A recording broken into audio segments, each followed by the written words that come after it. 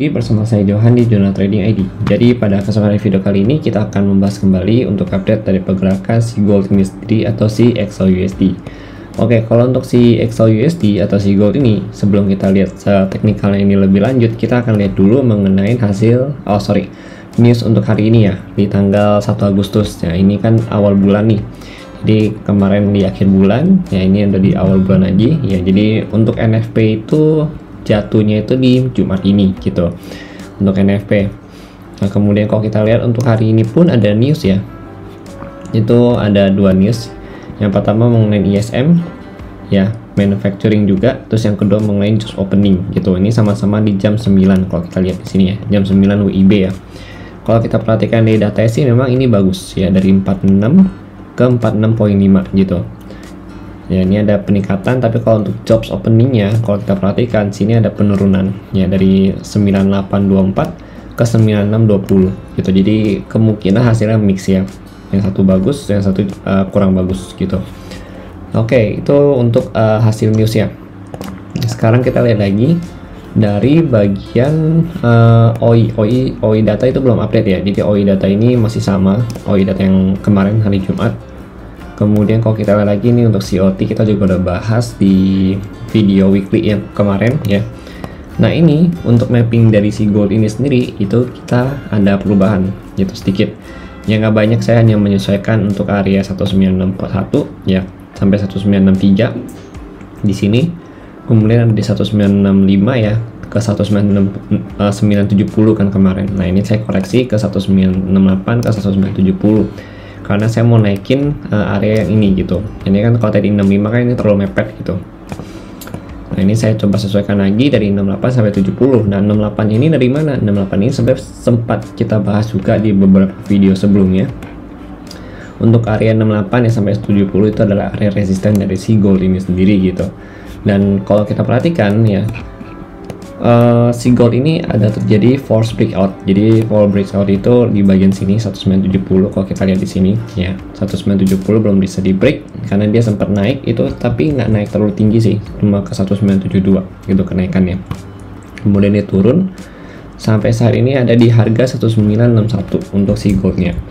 Nah, ini kalau saya lihat sih memang saya ada dapat kemarin untuk sell di 1968 ya, 1970 ya, di area sini saya ada dapat sell. Kemudian sini saya juga sempat sell, cuma memang belum dikasih profit ya. Jadi saya masuk lagi itu kurang lebih di sini di 1970-an itu untuk sellnya. Nah, untuk bayang ini ya, kalau kalian ada dapat itu congrats ya, karena saya waktu itu masang buy limit di 51, ternyata masih belum kesentuh karena spreadnya juga gitu. Oke, kemudian kalau kita lihat lagi untuk hari ini kita perlu perhatikan adalah trend line-nya dia. Nah, trend line-nya di mana? Trend line ini 1 sama 2. Nah, dua trend line ini kan ada 2 poin ya. Jadi di trend line ini kalau kita lihat selama dia dari tanggal berapa ini? Kalau kita lihat dari tanggal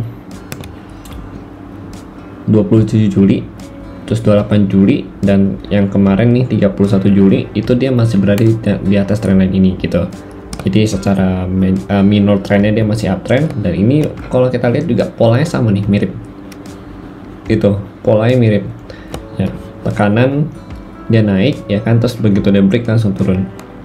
Nah, apakah ini akan sama? Kalau ini misalkan yang ini sama ya, dia akan naik lagi ya, kurang lebih dia akan retest kembali ke 68 sampai 70 ya, 2 kali retest, 1 2 nih.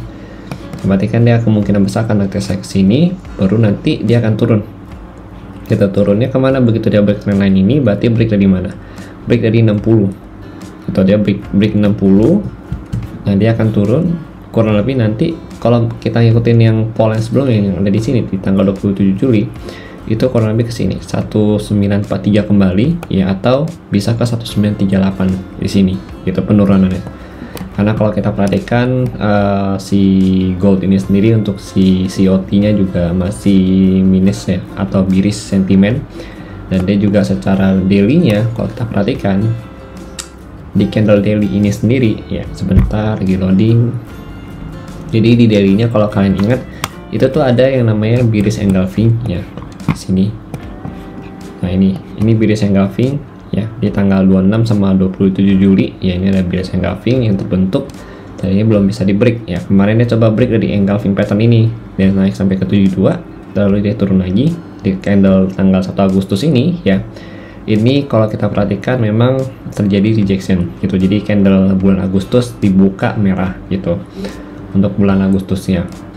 Oke, kita lihat coba, kita cek dulu ke monthly ya. Nah, candle Agustus dibuka merah, candle Juli ditutup hijau gitu, tapi dia tetap berada di resistennya dia di 1977 ini gitu. 1977 merupakan area resisten yang cukup kuat nih ya, 74 ya kan, 74 ini ada resistennya sampai range lebih, kurang lebih kalau kita lihat sampai 1997 gitu kalau mau dari weekly-nya, monthly-nya sorry ya. Jadi ini kalau kita lihat selama dia belum bisa break ke atas 1980 ya, untuk si monthly atau candle bulanan ini itu dia kemungkinan besar masih akan melanjutkan penurunannya ke bawah lagi. Tapi yang perlu kita waspadain adalah area sini gitu. Sebentar. Nah ini ada bullish engulfing di bulanan, candle bulanannya gitu ya. Ada bullish engulfing di candle bulanan, itu terjadi pada bulan, kalau kita lihat di sini ya, itu di bulan 1 Februari ya, Februari sama Maret ya. Itu ada bullish engulfing gitu. Ini harus kita wanti-wanti. Jadi kalau misalkan untuk monthly-nya atau bulanan yang mau turun lebih jauh lagi, minimal harus bisa break dulu dari si engulfing pattern, berarti kan harus break ke bawah 1800 gitu. 1800 ke bawah atau 1980 ya. Kalau kita lihat di sini 1911 1810 baik. 1810 dia bisa break, baru dia akan melanjutkan penurunan ke bawah lagi kalau untuk bulanannya. Ya, selama dia masih di atas 1810 itu dia masih akan coba untuk naik ya, untuk retest ke atasnya lagi gitu. Karena kan kalau kita lihat juga dia belum ada nih yang bisa cross di atas 2000 untuk candle bulanannya gitu. Oke, kemudian kita lihat lagi di time frame yang normal ya, di 1 jam.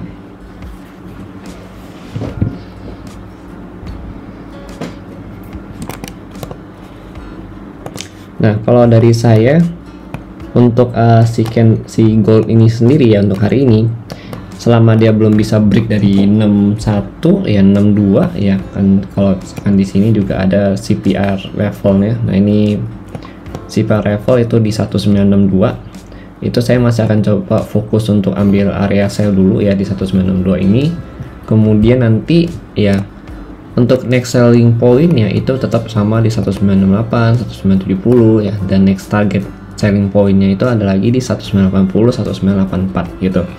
Jadi skenario nya adalah selama dia belum bisa break dari 70, kita masih belum akan ambil buy ya. Tapi kalau dia bisa break dari 70 ya atau 72 ini ya, anggapnya kita ambil di sini ya 72 gitu. Nah, kalau begitu dia bisa break 72, kita ambil area sell, buy dengan target harga di mana? Target harganya nanti kurang lebih ke 1980, 1984 gitu. Kemudian kalau selama dia belum bisa break dari 70, 72 itu kita masih akan fokus untuk sell. Nah, untuk saat ini sebenarnya berada di area selling point gitu, 61, 62, dan ini ada CPR levelnya. Cuma mungkin nanti akan saya ambil kurang lebih di, kalau misalkan dia naik lagi ya, itu kurang lebih nanti mungkin di 65. Jadi bisa ngejar yang bagian 70 ini gitu. Cuma kalau untuk saat ini saya masih wait and see dulu, karena ini adalah area yang cukup bahaya. Kenapa saya bilang bahaya? Karena ini sudah mendekati trend line. Ini juga ada resistennya. Jadi much better tunggu dia naik dulu kalau mau ya. Tunggu dia naik dan bisa break dari si resisten area ini. Ini sebaiknya kita jadikan sebagai area wait and see dulu ya.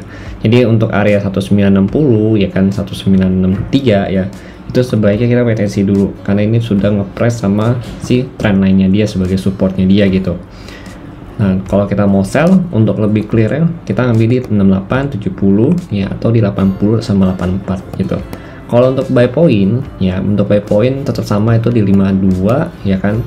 52 kemarin di sini 52 sampai kurang lebih ke 50-an ya.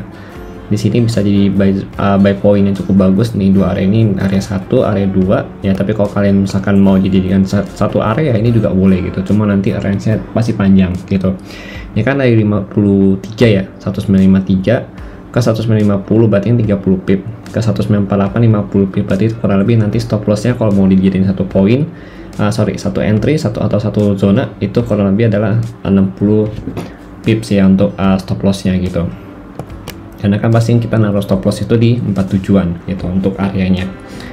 Oke ya, itu untuk beberapa zona yang hari ini kita pantau. Jadi untuk hari ini karena price-nya juga masih tekanan selling point ya, atau tekanan dari seller, jadi saya akan masih coba untuk coba cari setup sell dulu ya, sampai dia kemungkinan besar bisa break dari 70 atau terutama ya break dari 85 sama 84 ini, baru saya akan coba fokus untuk cari setup buy lagi gitu. Oke, jadi sekian dari saya, terima kasih dan sampai jumpa pada video berikutnya.